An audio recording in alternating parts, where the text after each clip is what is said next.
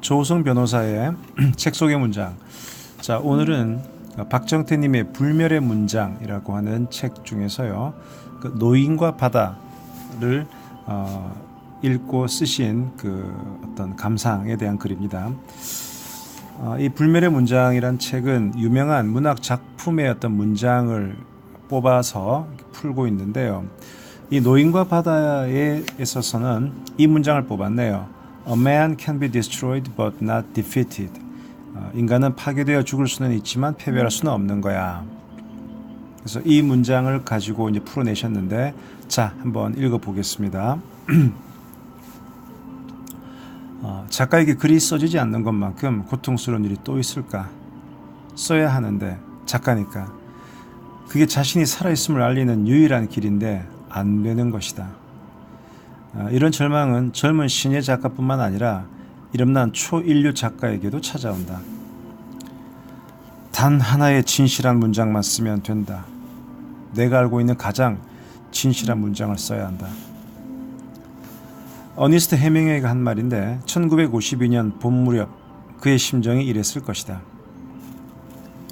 2해 전 그는 누구를 위하여 종은 울리나 이후 10년 만에 강 건너 숲속으로를 발표했지만 평론가로부터는 혹평을 받았고 독자들의 반응도 시원치 않았다.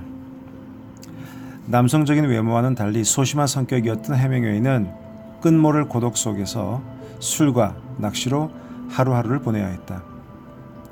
그러던 어느 날 13년 전 짤막하게 써두었던 이야기 하나를 끄집어냈을 것이다. 늙은 어부 산티아고를 주인공으로 한 노인과 바다는 이렇게 시작된다. 그는 멕시코 만류에서 작은 배를 타고 혼자 고기를 잡는 늙은이로 벌써 80일 하고도 4일째 한 마리도 잡지 못했다.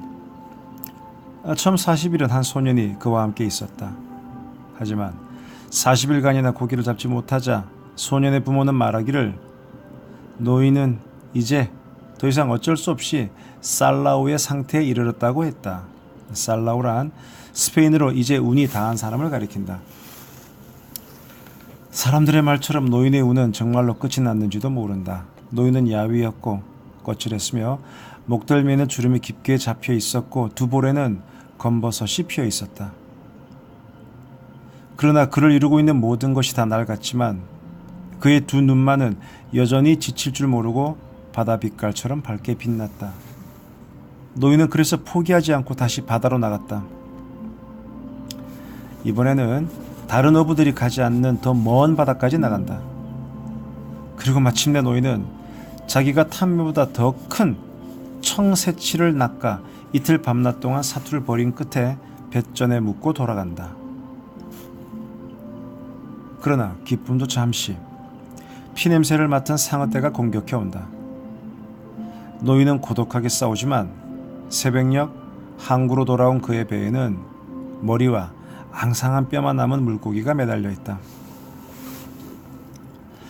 해밍웨이는 이 작품을 8주 만에 완성해서 출판사로 넘겼는데 당시 최대 발행 부수를 자랑하던 라이프 잡지가 그해 9월호에 전제했다. 이 잡지는 무려 531만 8,650부나 팔려나갔고 곧이어 출간된 단행본 역시 베스트셀러가 됐다. 대성공은 여기에서 그치지 않았다. 이듬해 그는 처음으로 퓰리처상을 받았고 1954년도 노벨 문학상까지 수상했다. 이 노인과 바다의 매력은 무엇보다 거친 자연과 모진 운명을 바라보는 인간적인 시선이다. 노인은 바다를 떠올릴 때면 언제나 라마르라는 여성형으로 생각한다. 스페인 사람들이 바다를 사랑하는 마음을 가졌을 때 쓰는 말이다. 그런데 젊은 어부들은 바다를 엘마르라고 남성형으로 부르곤 한다. 바다를 경쟁 상대나 적수로 여기는 것이다. 하지만 노인에게 바다는 항상 여성이었다. 큰 혜택을 베풀 수도 있고 베풀기를 거부할 수도 있는 존재였다. 그녀가 광포하거나 마음씨 나쁜 일을 했을 때는 그럴 수밖에 없었던 것이라고 여겼다. 그러고는 꾸준히 노를 저어갔다.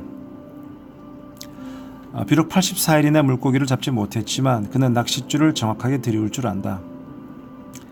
어쩌면 오늘은 걸릴지도 모르시. 매일매일이 새날이니까 운을 타는 쪽이 더 낫기는 하지만 난 정확하게 해나가겠어. 그럼 운이 왔을 때 운을 맞을 준비가 되어 있을 테니까. 거대한 청새치를 낚은 날 밤 노인은 자신이 잡은 물고기에 연민을 느낀다. 예전에 다랑어 한 쌍 중에서 암컷 한 마리를 잡았을 때를 떠올린다.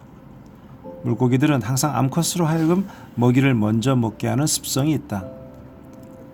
낚싯바늘을 삼킨 암컷은 공포에 질려 마구 날뛰다 곧 지쳐버렸지만 수컷은 줄곧 암컷의 곁을 떠나지 않았고 암컷을 배 위로 끌어올리는 동안에도 배전을 맴돌았다.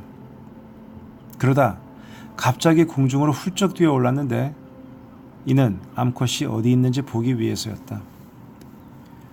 가슴 지느러미가 연한 보랏빛이었던 그 아름다운 수컷은 마지막까지 보트를 쫓아왔다. 그것이 내가 겪었던 것 중에 제일 슬픈 경험이었어. 우리는 용서를 빈 다음 곧바로 암컷을 죽여버렸지. 첫 번째 상어가 다가왔을 때 노인은 결의에 차 있었다. 희망은 없었으나 피로 범벅이 된 두 손으로 작사를 잡고서 온 힘을 다해 내리쳤다. 그렇게 처음 상어는 물리쳤지만 청새치는 40파운드나 뜯겨나갔고 피냄새를 맡은 상어떼가 금세 다시 몰려올 것이었다. 노인은 생각한다. 그건 지속되기엔 너무 좋은 일이었어. 차라리 모두 꿈이었다면 좋겠는데 저 물고기를 낚지 않았더라면 좋았을걸. 그냥 혼자 침대 위에 신문지를 깔고 누워 있었더라면. 바다를 닮은 산티아고 노인은 패배를 각오하면서도 담담하게 다시금 도전을 결의한다. 하지만 인간은 패배하기 위해 태어나지 않았어. 인간은 파괴되어 죽을 수는 있지만 패배할 수는 없는 거야. 상어가 또 올 것이고 더 어려워질 것이다. 그런데 이제 작살마저도 없다. 노인은 계속 생각한다. 일이 닥치면 해결해 보는 거야. 어차피 그게 인생이고 운명이다. 힘겨운 투쟁 끝에 무언가를 얻었다 해도 그 즐거움은 너무나 짧게 끝나고 곧 비애와 아픔이 찾아올 테니까. 우리네 삶이 어려운 이유는 무언가를 이루고 깨우친 다음에도 생은 계속 이어지기 때문이다. 계속해서 살아가야 하고 날마다 다시 각오를 새롭게 해야 한다. 이것이 어긋나면 예전에 이뤄냈던 것들과는 상관없이, 아니 앞서 더 높이 올라갔던 만큼 더욱 끔찍하게 추락해버리고 만다. 그래서 죽음이 아니라 삶이 곧 깨달음이라고 하는 것이다. 노인과 바다는 해밍웨이 생전에 출간된 마지막 작품이다. 그는 대어를 낚았지만 우울증에 시달리며 폭음을 일삼았고 결국 자살로 삶을 마감했다. 비행기 사고로 부상을 입는 바람에 노벨 문학상 수상식장에도 가지 못했는데 스톡홀름으로 보낸 수락 연설에 그는 이렇게 적었다. 글쓰기는 기껏 잘해야 고독한 삶입니다. 자, 여기까지 들려드렸고요. 오늘 제가 읽어드린 책은 박정태님의 불멸의 문장이었고 그 중에서 어네스트 해밍웨이의 노인과 바다에 대한 작가의 감상문을 읽어드렸습니다. 이상 책 속의 문장 기업분석연구소 조우성 변호사였습니다. 감사합니다.